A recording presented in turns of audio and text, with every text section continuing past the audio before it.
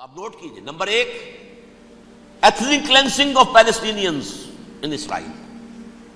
Number 2 demolition of the Asca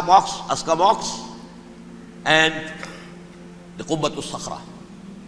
number 3 امریکہ کو ultimatum, تم اب اپنے ٹانگ درمیان میں مت لڑاؤ، اور اس کے لیے دھمکی، اگر تم نے ہمارے معاملے میں رکاوٹ ڈالی تمہاری اینٹ سے اینٹ بجا دیں گے. نیتن یاہو نے یہ کہا تھا میں واشنگٹن میں آگ لگا دوں گا. یہ انہوں نے امریکہ میں عظیم ترین دہشت گردی کر کے امریکہ کی ایڈمنسٹریشن کو، انتظامیہ کو یہ دھمکی دے دی ہے کہ باز آ جاؤ. چنانچہ میں یہ بات کہہ کے پرسوں جمعے میں اپنی مسجد دارالسلام سے نکلا، شام کو، اسی شام کو میں نے ایریل شیرون کی تقریر سن لی T V per. It is not acceptable. Don't appease the Arabs at our expense. We are not going to become Czechoslovakia. We have to depend on ourselves only and rely on ourselves only. کیا مطلب ہے اس کا؟ کس کو سنا رہا ہے؟ امریکہ بہادر، ہم تمہارے محتاج نہیں ہیں، ہم تمہارے ٹکڑے اڑا دیں گے، ٹکڑے کر دیں گے تمہارے، تم بیچ میں آؤ تو صحیح. اب اور دیکھ لو ایک نشانی ہم تمہیں دکھا دیتے ہیں.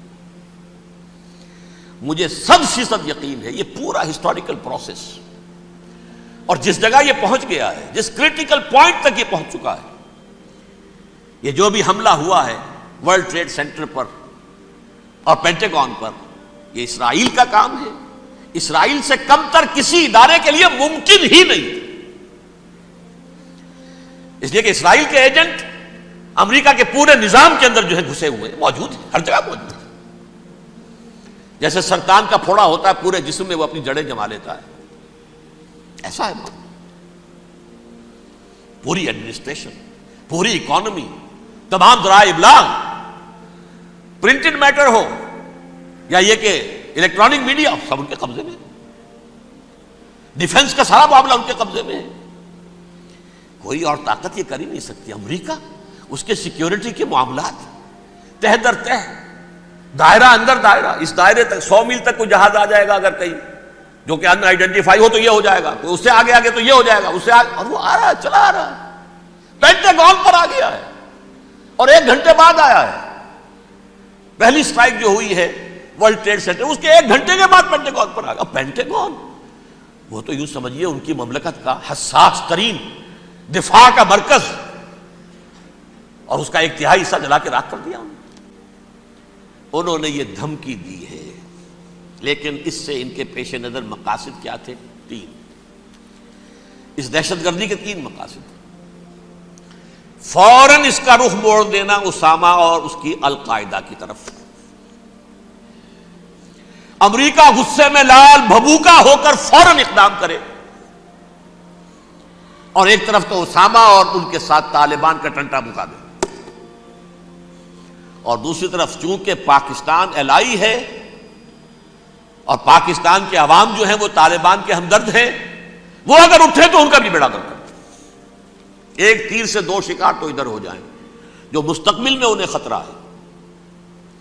1967 کی جنگ کے بعد جبکہ انہوں نے فتح کا جشن منایا تھا یہودیوں نے، تو انہوں نے پیرس میں جو ایک جشن منایا ہے، وہاں بن گوریون کی تقریر یہ تھی، ہمیں کسی عرب ملک سے کوئی خطرہ نہیں، کوئی اندیشہ نہیں، ہمیں اندیشہ اگر ہے تو صرف پاکستان سے. یہ ہے وہ بات جو میں نے کہی تھی. نکتہ کیا ہے؟ یہ سائملٹینیسلی کیوں وجود میں آئے ہیں یہ 2 ملک؟ مشیت ایسڈی میں پاکستان کا رول یہ ہے.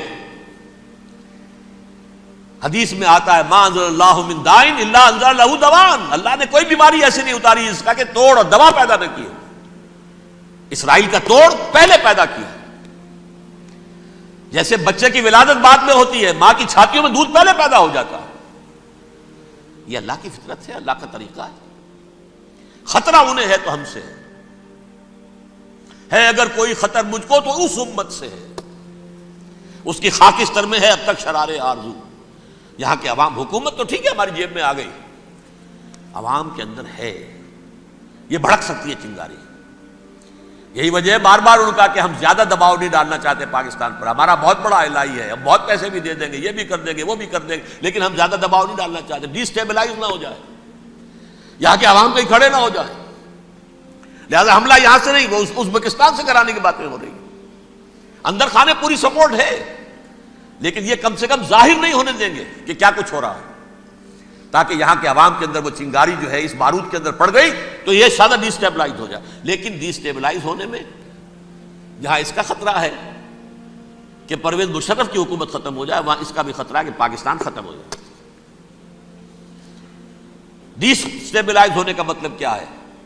بھارت کو واک اوور دے سکتے, جاؤ اب گھس جاؤ, تم پولیس ایکشن کرو, یہاں اب امن نہیں رہا ہے, ہم امن قائم کرنے آ جائیں. یا یونائٹڈ نیشنز کی فوجیں KFOR آ جائے یہاں پر امن قائم کرنے کے لیے, اور ہماری جو ایٹمی صلاحیت ہے وہ تو ویسے ہی برباد ہو جائے. ایک چیز تو ان کے پیش نظر یہ تھی, اس میں تو اللہ تعالیٰ نے کچھ تھوڑی سی عافیت پیدا کر دی ہے. ان کا خیال تھا کہ غصے میں آگ ببو کا ہو کر امریکہ جو ہے بھوکے شیر کی طرح ٹوٹ پڑے گا بس, لیکن وہاں وہ اپنے باپ کی طرح کولیشن بنانے کی فکر ہو گئی اسے. کولیشن بنتے بنتے تو وقت لگتا ہے, بستی بسنا کھیل نہیں, بستے بستے بستی ہے. دل کا اجڑنا سہل صحیح, بسنا سہل نہیں ظالم, بستی بسنا کھیل نہیں, بستے بستے بستی. کولیشن بناتے بناتے نیٹو بھی پھدکنے لگا تھا کہ ہمارے پاس انہوں نے کچھ ثبوت دیا ہی نہیں ابھی تک. کوئی کسی نے کچھ اور کہا, سعودی عرب نے بھی کہہ دیا ہمارے اڈوں سے آپ جہاز اڑا کر حملہ نہیں کریں گے وغیرہ وغیرہ. اس چکر میں ایک تو وقت نکل گیا, اور دوسرے فوراً ہی ان پر آیا ہو گیا یہ تو ہمارے ساتھ کیا ہی اسرائیل نے ہے.